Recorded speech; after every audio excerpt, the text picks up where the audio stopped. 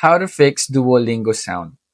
If you're experiencing sound issues while using Duolingo, this tutorial will guide you through straightforward troubleshooting steps to resolve these problems quickly.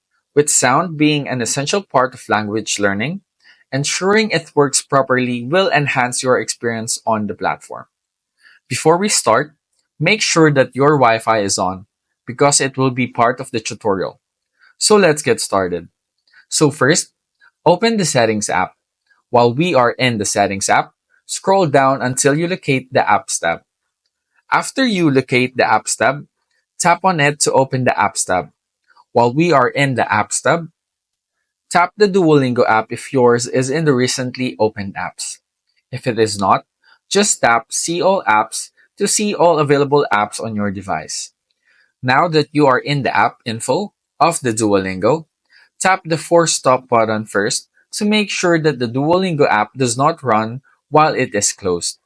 After that, just tap on the Storage and Cache tab.